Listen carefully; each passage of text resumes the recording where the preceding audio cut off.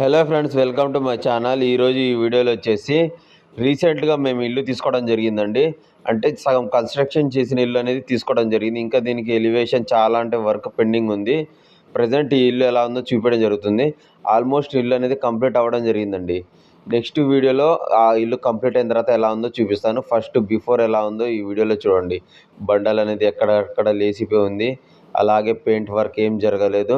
చెత్త చెదారం ఎలా ఉంటే అలా ఉందండి. ఒకసారి ఇల్లు అనేది మీరు కంప్లీట్గా ఈ వీడియోలో చూడండి. పైన సీలింగ్ లేదు, కింద ఫ్లోరింగ్ ఒకటి చేసి వదిలిపెట్టడం జరిగింది. అలాగే కిచెన్ వర్క్, తలుపులు అనేవి ఎటువంటివి లేవు. మొత్తం ఇల్లంతా డస్ట్తో ఉంది.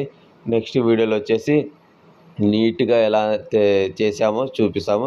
దీని ప్రైస్ ఇంతవరకు వచ్చేసి మేము 17 lakhs అనేది పెట్టడం జరిగిందండి ఈ ఇంటికి, విత్ స్థలంతో పాటు. నెక్స్ట్ వీడియోలో వచ్చేసి కంప్లీట్ ఇల్లుకి ఎంత ఖర్చు అయింది, ఏమేమి పని చేయడం జరిగిందో నెక్స్ట్ వీడియోలో ఈ ఇల్లు ఎలా ఉందో చూపించడం జరుగుతుందండి. పెయింట్ వర్క్ కానీ, మార్బుల్ వర్క్ కానీ, సీలింగ్ కానీ మొత్తం కంప్లీట్ కాస్ట్ ఎంత అయిందో చెప్పడం జరుగుతుంది. ఇంతవరకు అయితే 17 lakhs అయింది. విత్ రిజిస్ట్రేషన్తో 18,50,000 అయిందండి.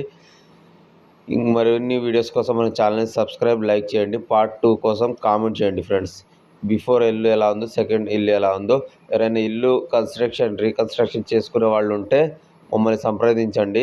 కామెంట్లో కామెంట్ చేయండి. ఎలా చేసుకోవాలో తక్కువ ఖర్చులో చెప్పడం జరుగుతుందండి. చాలా అంటే చాలా బెస్ట్ క్వాలిటీలో, చాలా అంటే చాలా తక్కువ ఖర్చులో నెక్స్ట్ అనేది రీకన్స్ట్రక్షన్ చేయడం జరిగింది. ఇల్లు అయితే ఇప్పుడు ఎలా ఉందో చూశారుగా మీరు.